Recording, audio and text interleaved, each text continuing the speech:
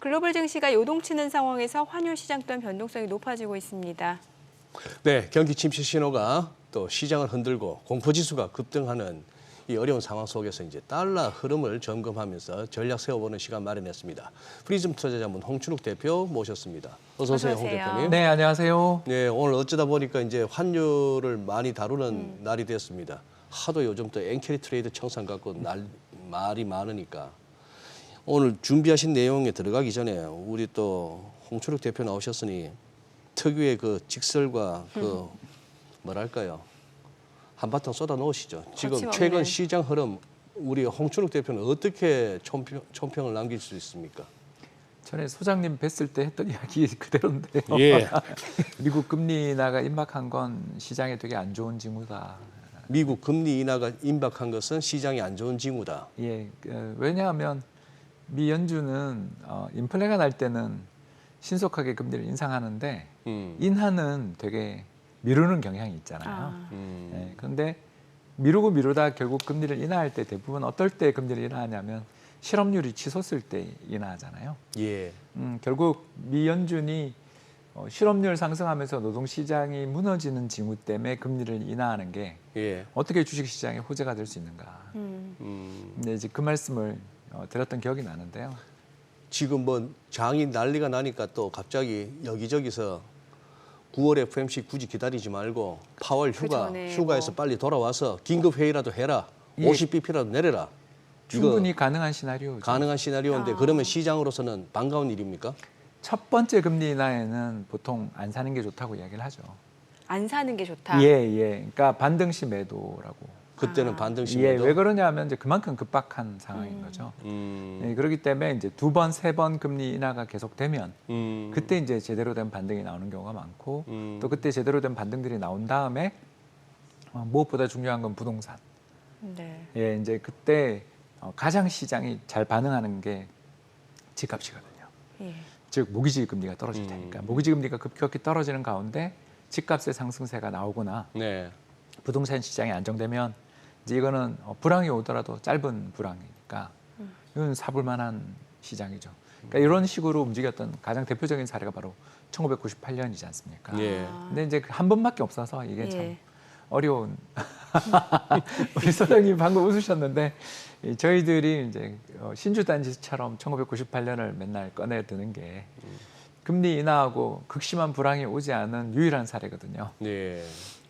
그렇기 때문에 지금 이렇게 예. 염화 시중의 미소를 지금 텔레비전에 안 나오지만 짓고 계시는 게 저희들 그때 죽다 살았던 기억들이 있어서 그렇거든요. 예. 그래서 저는 이제 그때 20대 청년이었지만 미 연준이 얼마나 무서운 곳인지를 절절하게 느꼈던 예, 98년에 그 세 번의 금리 인하를 저는 잊을 수가 없는데 예.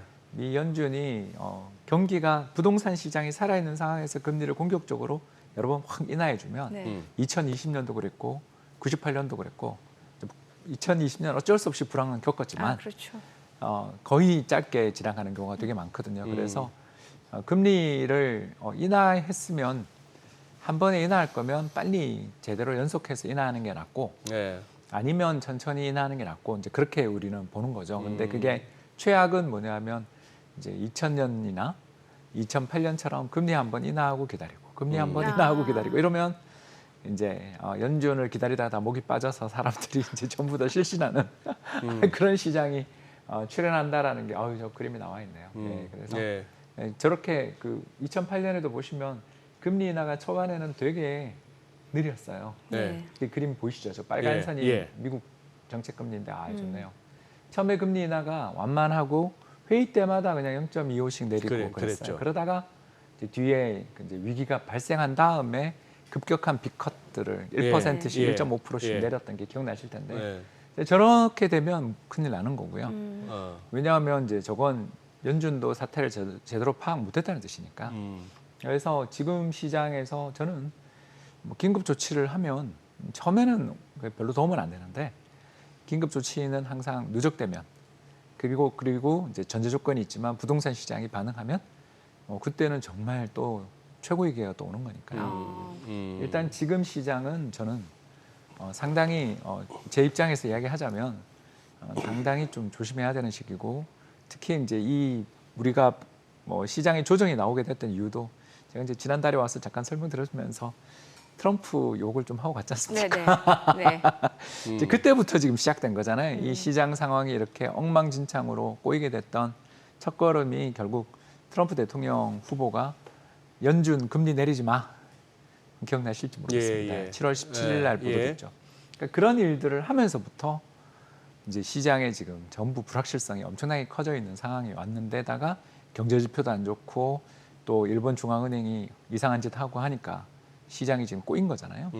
그래서 다행히 지금 경기는 아직 살아있는 중이니까 연준이 신속하게만 대처하면 네. 충분히 부동산 시장 살아나면서 다시 또 내년 이맘때는 그때 그랬지 그럴 수도 있는 여건입니다. 근데 이제 그게 연준이 과연 그렇게 할 수 있을지 파월이 트럼프한테 저렇게 욕을 들어먹고 해줄지 우리가 잘 모르잖아요. 네. 네. 그렇기 때문에 시장이 이렇게 변동성이 크다 음. 이렇게 정리할 수 있겠습니다. 네. 환율은 어떨까요? 달러 방향에 대해서는 어떻게 보시나요? 예, 빅스 인덱스 예, 그 예. 공포 지수 상승할 때는 예. 일단 원화 자산은 좀 조심해야 된다. 아, 그러니까 일본의 동조화 된다 그러지만 예. 그는 우리가 일본 엔에 동조화 되는 건 평화로운 시기에 동조되는 거고 급박한 위기의 구간들이 올 때는 죄송합니다만 미국 시카고 선물 시장만 봐야죠. 그래서 빅스 지수 지금 50을 잠깐 넘었잖아요. 예, 예. 이러면 이제 2020년 코로나 때 이후 최고치인데 예. 이 정도로 공포 지수들이 부각되는 시기가 왔다라는 건 투자자들의 마음속에 큰일 났다. 트라우마가 생긴 거예요. 상처가 생겼어요. 그래서 좀 비슷한 일만 생기면 전부 지금 불 꺼진 영화관에서 불이야 그러면서 누군가가 앞으로 뛰어가기 시작하면 다 계단에서 우리가 압사당하는 것처럼 어제가 사실 아시아 시장 압사의 날이었고 네, 예. 충분히 한 번 더 나올 수도 있는 왜 이런 제가 말씀을 감히 드리냐면 65까지 들었군요.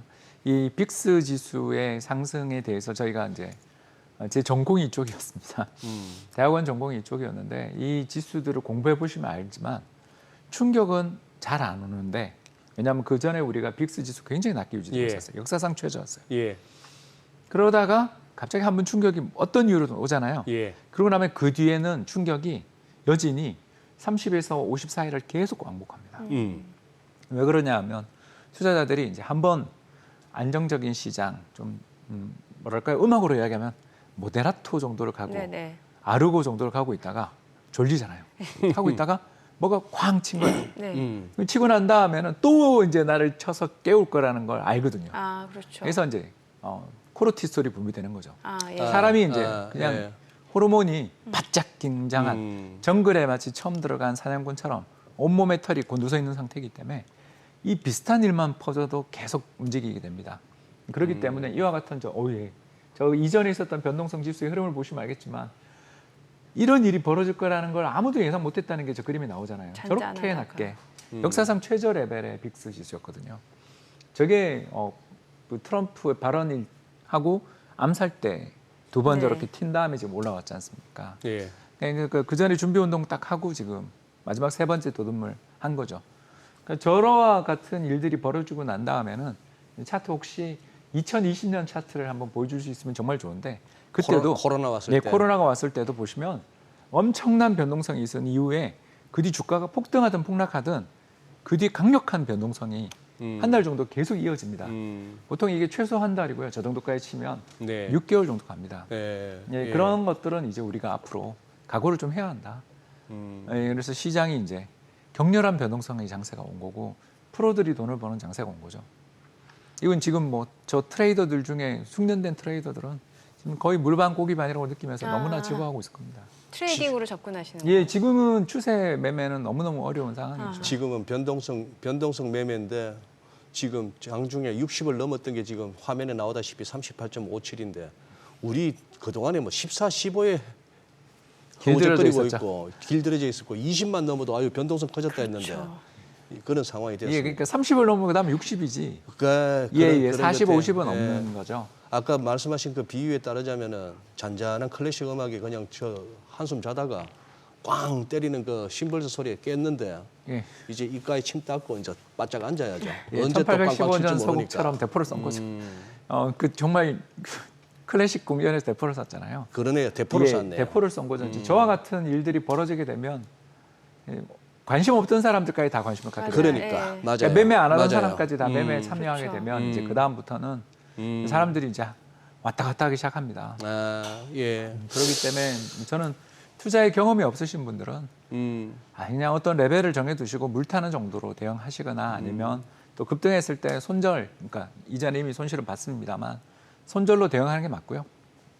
뭐 저처럼 이제 자산 배분 펀드 운영하는 사람 입장에서는 너무 좋죠. 네. 왜냐하면 이제 금이랑 채권 좀 팔아가지고 주식 사면 또 한 1년 지나면 짭짤하니까. 왜냐하면 저 아까 방금 말씀드린 저 빅스 지수의 과거치를 제가 좀 가능하면 보자 그랬던 이유가 뭐냐면 저게 터지고 난 다음에 한 3, 4개월, 그러니까 짧게는 1개월, 길게는 한 6개월 정도 정말 고통스러운 시기인데 네. 그 뒤에 대부분 올라요, 주가가. 아. 그러죠. 네, 왜냐하면 네. 너무 큰 충격을 받았기 때문에 네. 사람들이 이제 그때부터 방만함을 이제 버리게 돼요. 무슨 말이냐면 돈이 복사되는데 엔비디아면 사면 돈이 복사되는데 왜 그렇게 어렵게 분석해라고 말하던 사람들이 다 이제 입이 쑥 들어가면서 이제 돈 삭제를 한번 경험하는 돈 거죠. 삭제를 한번 경험한 다음부터 조심해지고 공부하기 시작하고 보수적으로 바뀌거든요. 네. 사람들 대중 머니, 매스 머니가 보수적으로 바뀐다라는 것만큼 시장에 매력적인 건 없거든요.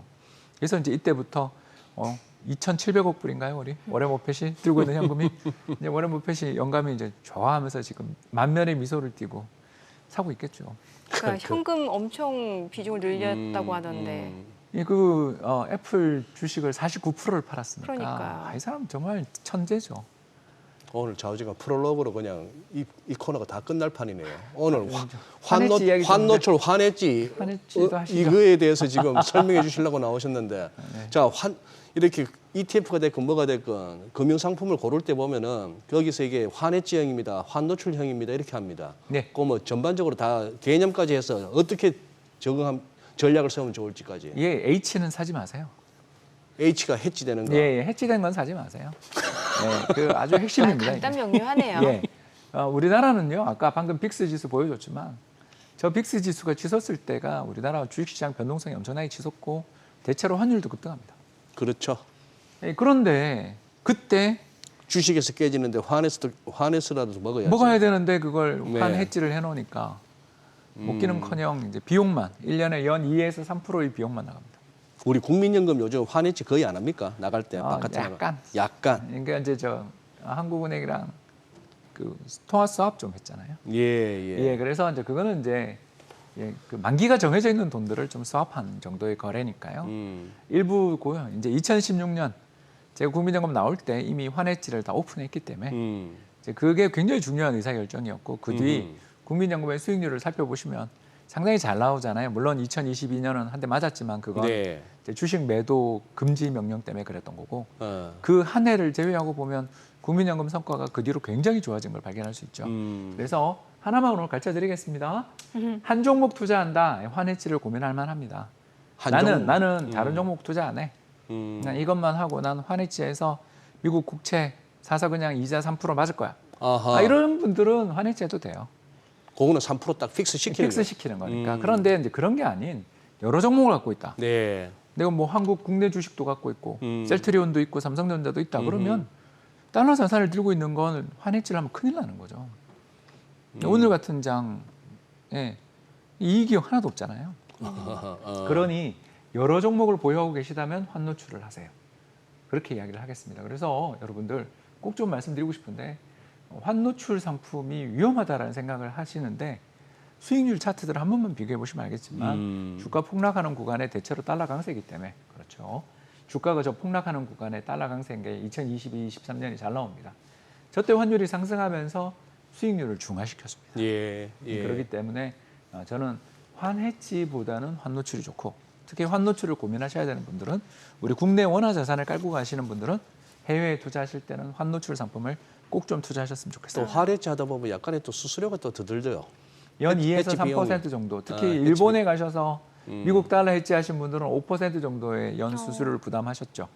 그러다가 이제 몇 년 수수료로 매년 한 5%씩 부담하시다가 이번에 10% 벌었다고 좋아하시는데 그 안에 깔려 있는 암묵적인 비용들을 감안해 보면 그게 도대체 뭐 하는 짓인지 저는 정말 이해할 수 없다. 홍 대표도 지금 제도권에 계시고 지금 저 투자 자문하시는데 너무 세게 말씀하신다.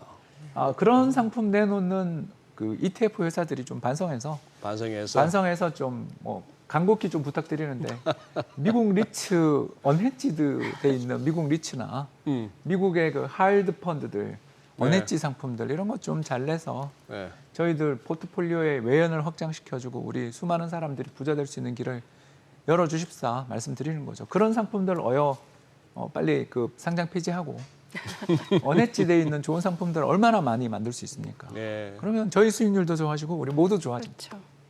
혹시나 싶어서 여쭤봤더니만 의외로 해치 비용 많이 드네요. 많이 떼가네요. 그러니까 네. N에 했다면 정말 그러게요. 어마어마했을 겁니다. 네. 참 1,000만 원 포트폴리오 들어봤어야 되는데 오늘 생방송이라 아쉽네요. 1,000만 원 갖고 무슨 포트폴리오입니까? 그냥 한 아이. 종목 몰빵이지. 가능해요. 가능합니까? 다음에 들어야 될 것 같습니다. 네. 네, 오늘 내용 잘 들었습니다. 네, 고맙습니다. 고맙습니다. 감사합니다.